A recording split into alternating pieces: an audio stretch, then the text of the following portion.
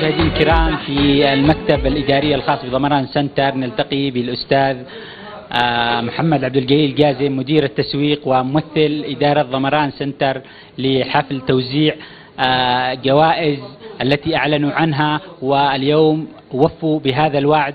ونقول لك أستاذ محمد أهلا ومرحبا بك. أرحب بكم وأرحب بقناة سماء اليمن، وأرحب بجميع الإعلاميين والصحفيين الذي حضروا معنا في مهرجان الافتتاح منذ اليوم الأول، والذي كان بصراحة انتباه من جميع الصحفيين والإعلاميين والمتميزين. وأشكر كذلك الفرق الفنية التي ساعدتنا نحن في إحياء مهرجان افتتاح ضمران سنتر فرع السعوان. بالنسبة لتفاعل الجمهور معنا كان تفاعل طيب، وكان تفاعل بأمانة يعني مفاجئ لنا في إدارة ضمران سنتر فرع السعوان. نهيب بالجماهير الغفيرة التي حضرت لدينا منذ الافتتاح وحتى هذا اليوم لتاريخ 10/3، ونشكرهم ونعتذر منهم عن أي تقصير حصل مننا كإدارة، ونرجو منهم المعذرة. وتفاعل رجال الأعمال لدينا كان تفاعل ملفت بأمانة، يعني مثل شركة يونيليفر العربية، الشركات الكبيرة مثل شركة أراسكوم للاستيراد العام، وشركة أبو هاني الكاهلي والكاهلي للمفروشات، والعديد من الشركات التي تفاعلت معنا بشكل ملفت. فأشكرهم من القلب باسمي وباسم جميع إدارة ضمران سنتر فرع السعوان.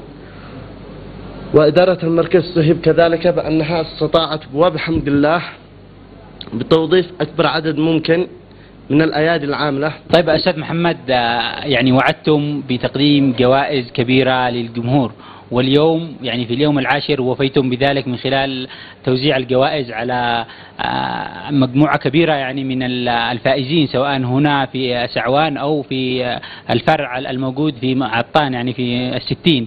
يعني كيف نظرتم يعني لإقبال الناس وتفاعلكم أثناء توزيع الجوائز؟ كما شاهدتم أحبتي وأخواني، الحفلة الحاصلة اليوم ومهرجان وختام مهرجان افتتاح ضمران سنتر في فرعي سعوان وفرع 60 فرع عطان. تم توزيع الجوائز بشكل متكامل وسليم والحمد لله، من ألواح شمسية، من خلاطات، من بوتجاز، من أطقم ذهب، من العديد الجوائز وقسائم الشراء المتنوعة. ونعد إن شاء الله بإذن الله زبائننا الكرام أن لا يكون هنا إلا بداية المشوار نحو الانطلاق في تقديم العروض والتخفيضات المستمرة في سوقنا والتوسع المستمر.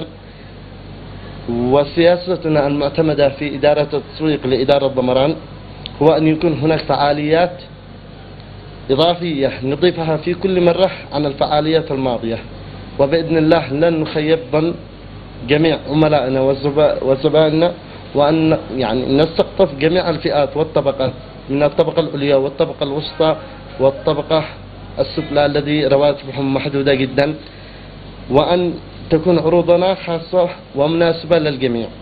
طيب أستاذ محمد، يعني ما هي الميزة الذي يتميز بها مركز ضمران سنتر فرع سعوان عن غيره من المراكز التجارية التي تقدم خدماتها للجمهور في إطار المنطقة الجغرافية والكثافة السكانية التي تتواجدون فيها؟ أخي عادل، كما تعلم فرع ضمران سنتر فرع السعوان كان لديه حضور غير أي مركز تجاري في المنطقة الذي تشمل سعوان وشعوب ونقم والمطار، لأنه فريد من حيث المساحة ومن حيث استهداف أكبر عدد ممكن من السكان، والتي هي محرومة منذ أمد طويل من مثل هذه المراكز التي تلبي احتياجاتهم الأساسية من مواد غذائية، من ملابس، من منزلية، والعديد من الأقسام المتواجدة لدينا والتي لا يمتلكها الغير في هذه المناطق. والميزة الإضافية كذلك المتواجدة لدينا في ضمران سنتر فرع السعوان أن لديه مواقف تتسع لأكثر من 200 سيارة، حوالي 60 سيارة على الشارع العام، وكذلك الشارع الفرعي لضمران سنتر فرع السعوان يتسع لحوالي 80 إلى 90 سيارة. ولدينا كذلك بالجهة الخلفية حوش يتسع إلى حوالي 70 سيارة ما زال قيد الإنشاء، وإن شاء الله بيتم افتتاحه في حالة اضطرينا إلى ذلك ووجدنا أن المساحة المتواجدة لدينا لا تكفي ذلك العدد من السيارات. وكذلك من الجهة الأخرى للمركز، يعني لدينا 4 أماكن حول المركز نستطيع من خلالها استثمارها كمواقف للزبائن المتواجدين في المحيط. طيب أستاذ محمد، يعني كم عدد المراكز التجارية التي تديرها مجموعة ضمران سنتر؟ ضمران سنتر حاليا يملك 4 فروع. الفرع الأول كان في عدن وما يزال الفرع الأول والرئيسي لدى مجموعة ضمران للتجارة العامة، ويديره الوالد الحاج عبد الله قاسم المدير العام لمجموعة ضمران. والفرع الآخر في إب ويديره الشريك العم والوالد كذلك محمد قاسم. وفرعنا في صنعاء فرعين، فرع 60 ويديره الأخ حلمي عبد الجليل قاسم.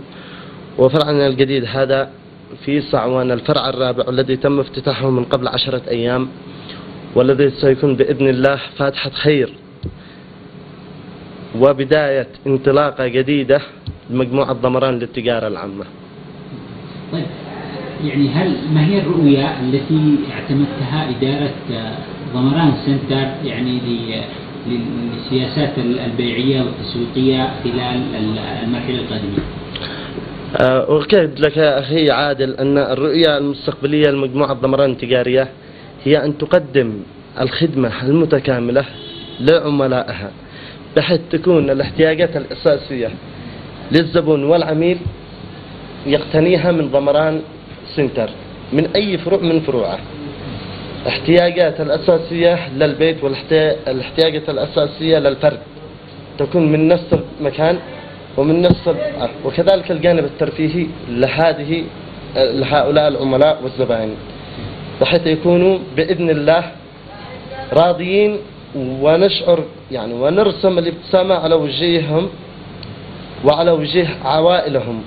طيب أستاذ محمد، يعني كلمة أخيرة لمشاهدي قناة سماء اليمن، كوننا القناة الوحيدة والحصرية التي قامت بتغطية افتتاح ضمران سنتر.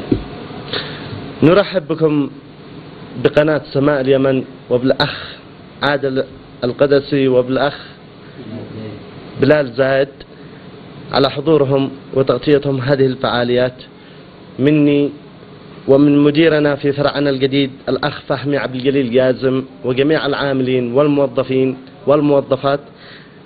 نشكركم ونشكر جميع مشاهديكم على حضورهم في هذه القناة وتفاعلهم، ونرجو ونسأل من الله تعالى أن يزورونا ويتعرفوا على فرعنا الجديد في ضمران سنتر فرع الصعوان في شارع 40 بجانب البريد.